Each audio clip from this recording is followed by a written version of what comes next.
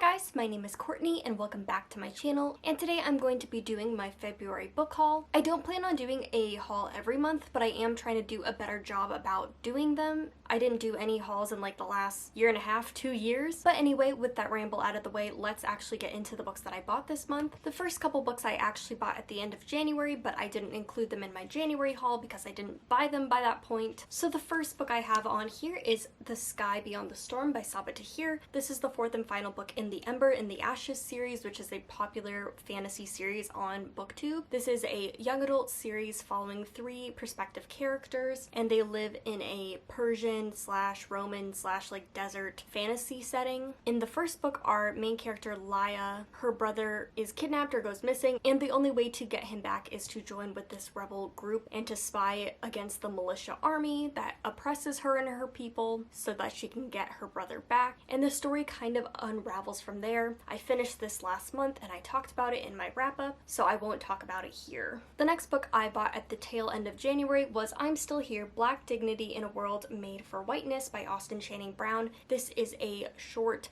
memoir essay collection mainly about this author's life dealing with whiteness, growing up black in America, and she covers a bunch of different topics. I really enjoyed this. Again, I read it in January and I talked about it in my wrap-up. And then the third book I have here is In Other Lands by Sarah Rees Brennan. This is a book I received for my birthday from my friend, and I got it like at the beginning of February, the end of January. And I don't know much about this except that it's mermaids and it's gay. It is a young adult fantasy novel. I've literally never heard anybody on BookTube talk about this, so I'm very interested in reading this. My friend really loves it, obviously, or else he wouldn't have bought it for me, and I'm just really excited to read this, talk about it with you guys, and also talk about it with him. But yeah, those are all the books that I got at the end of January, beginning of February. And in between this clip and the next clip, I am moving back to my apartment at my university so that I can finish my last semester of college, and I'm sure I'm going to be buying books when I get back, so let's get into that clip now. So like I said, I'm back in my apartment and here with more books.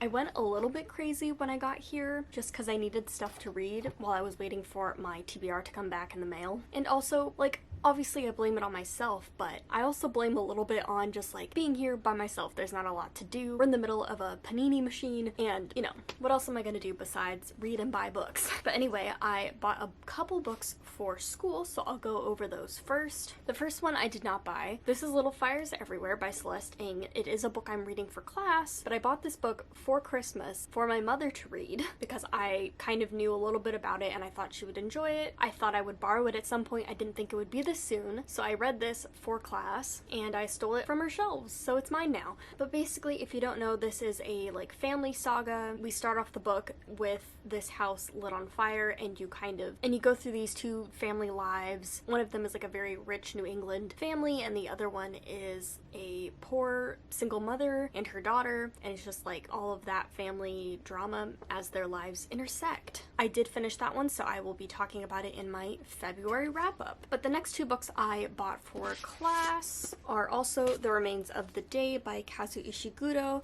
which I don't know anything about. I've read one Kazu Ishiguro novel, which was a speculative sci-fi novel. I liked it, but I wasn't super impressed by it, to be honest. So I'm looking forward to this because everybody really loves this novel in particular of his. It won like a Nobel Prize. It's just a very well-loved novel. So I'm excited to see if I like this one better. And then the next book we bought for class is The Nickel Boys by Colson Whitehead. I read The Underground Railroad last year for class, and I really liked it. I did not think I was going to enjoy it because I had a professor that just really did not like it. So I was kind of wary of Colson Whitehead going into that, but I ended up really enjoying The Underground Railroad, and so I was really looking forward to this. I was interning at a literary agency last year, and just like I was reading something that somebody was writing up for a novel, nonfiction novel, and it was like based off the true events that this book is based off of, and just like hearing the case and like hearing a lot of the stuff that the nonfiction book was talking about, I thought it was really interesting. And so I've had this book on my list of something I want to read, but now I get to read it for class, which I'm really excited because again, I love the premise of this book, and I also was very intrigued by his first novel, which made me want to pick up this one. If you don't know, this book is following a school in Florida. I believe that's where it is, and basically this school, but other schools as well, like this school, are are like these institutions that like kind of take in runaways or like boys with bad behavior, and a lot of mysterious occurrences happen to these kids, and the kids that have survived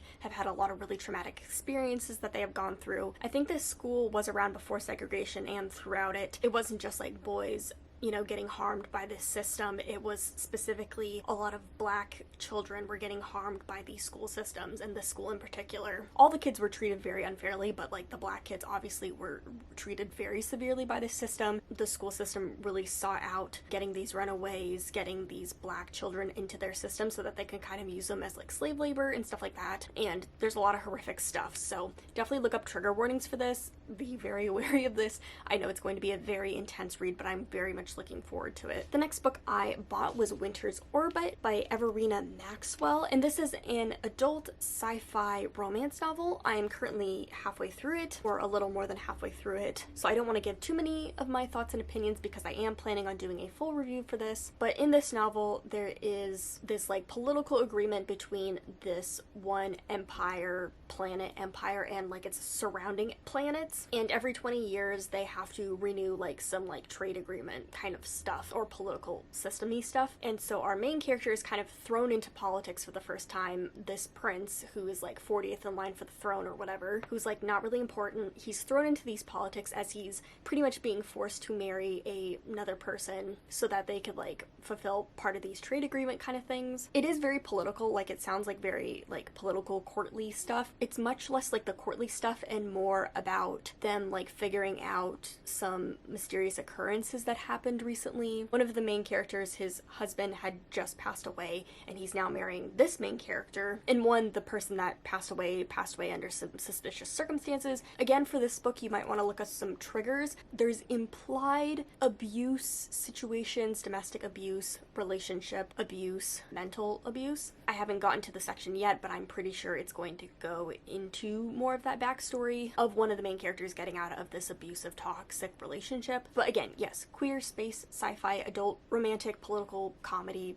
type novel. And then the next two books that I bought are again adult sci-fi books, and these are books that I'm planning on doing a video for sometime in the future. And those two books are Stories of Your Life and Other, and then Exaltation, both by Ted Chiang. These are Ted Chiang's short story collections. I've read one of his short stories. Most people know him because the movie Arrival is based off of one of his short stories, which is included in this. I have not read Arrival or seen the movie, so like I don't know much. I only know about the short story I have previously read, but I really enjoyed it, and a teacher actually recommended a specific story in here for me to read, so I'm really excited to read both of these. And I really love adult literary speculative genre bending fiction, so I'm really looking forward to these story collections. But yeah, I think that's going to do it for today. I actually have more books on the way, but I'll save them for March. So thank you so much for watching this video. If you have any books that you recently bought or borrowed, I would love to know about them. Any of the books interest you back here, let me know about them, what you thought about them. And yeah, I have a lot of books to read. I have a lot of reading to do, but I'm really excited for everything, which is always a plus. So thank you so much for watching. I'll see you guys later, and happy reading.